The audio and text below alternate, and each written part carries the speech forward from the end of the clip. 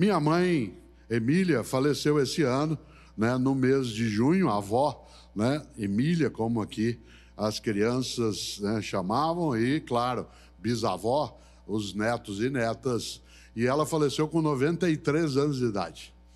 E, portanto, porque ela faleceu esse ano, ela pegou todo o processo da pandemia, pelo menos até junho, quando ela nos deixou. Mas o mais forte disso é que minha mãe nasceu em 1929. E todas as vezes, depois que se iniciou o tempo pandêmico, que eu às vezes ligava para ela, ou quando eu conseguia e podia visitá-la pessoalmente, porque no primeiro ano, 1920, né, é algo que estava longe, mas 2020 estava encostado, né, muito perto, com uma ameaça muito forte, que era exatamente a pandemia. Todas as vezes que eu podia ir vê-la pessoalmente, dado que ela tinha que ficar salvaguardada em relação à eventual contaminação, e eu às vezes falava para ela, ou pessoalmente, ou por telefone, falando: mãe, tá difícil, viu? Tá difícil.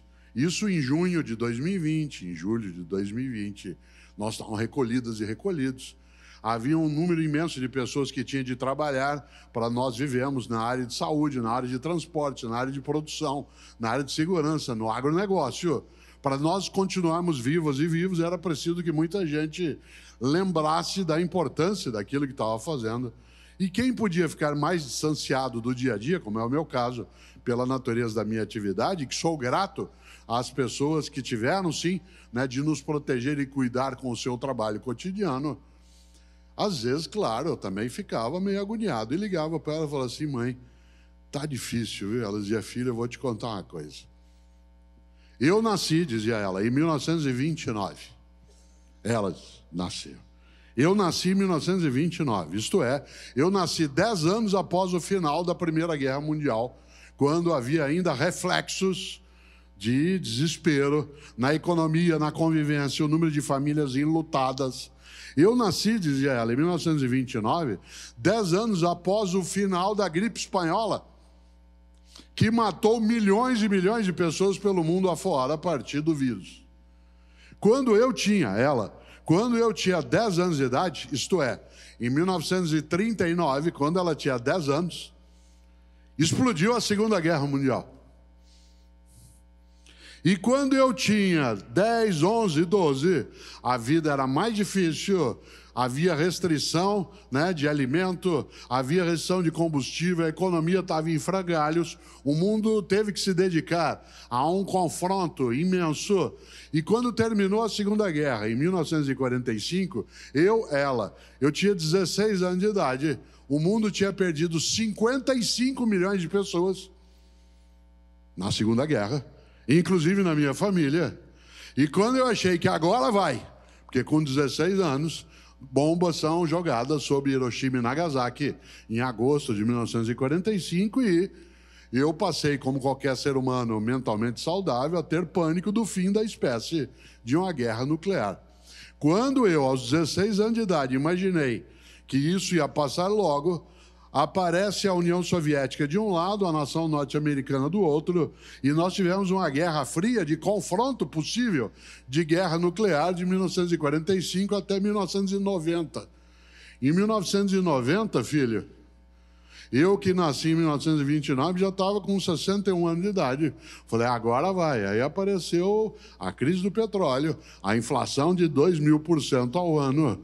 E agora, aos 91 anos de idade, que eu vou brincar com os meus bisnetos, que eu vou poder aproveitar um pouco mais. Vem essa pandemia e nos coloca cada um num canto. Por isso, vou te contar uma coisa. Você não viu nada. Quanto mais eu ando, mais registrado. Mas se eu não caminho, eu sou é nada. Por que ela contava isso? Para que a gente se consolasse? Ela contava para que eu me conformasse? Não.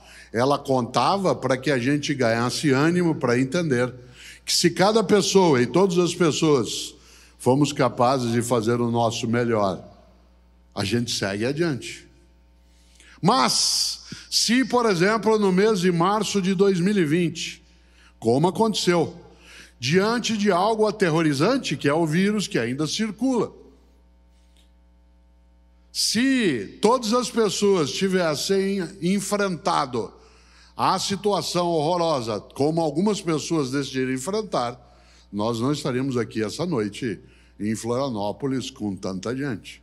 Aliás, nós humanas e humanos arrogantes que somos, ficamos imaginando que durante décadas a grande ameaça à humanidade viria do espaço. Um meteorito, um asteroide, e nos preparamos para isso. Aliás, criamos tecnologia para isso, já pensou?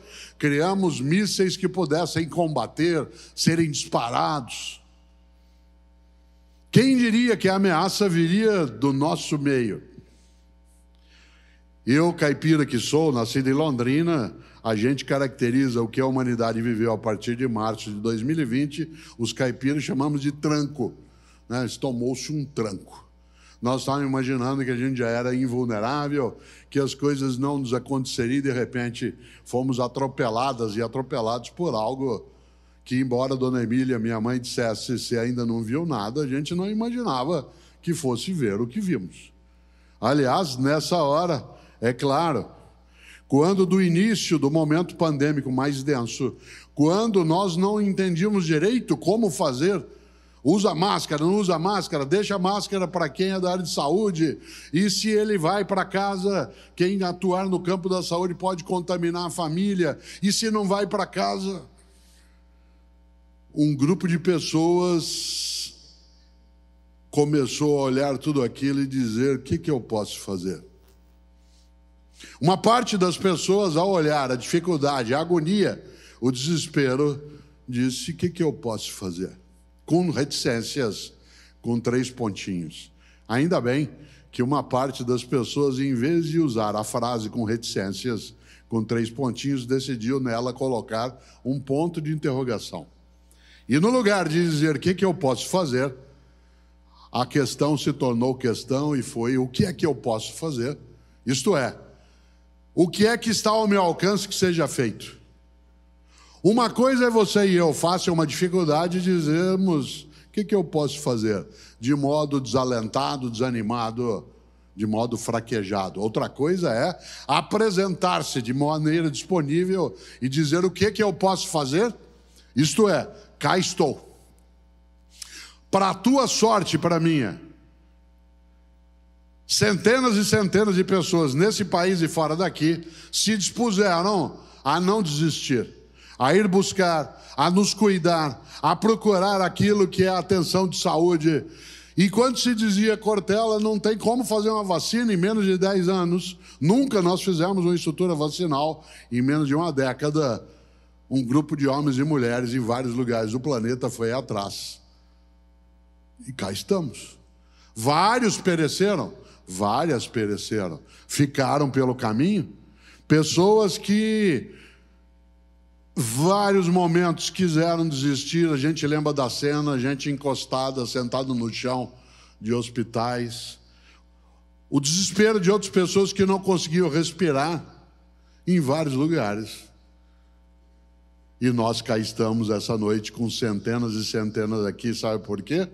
Porque ainda bem que na humanidade há muita gente que acha que se alguma coisa tem de ser feita, então que ela seja bem feita.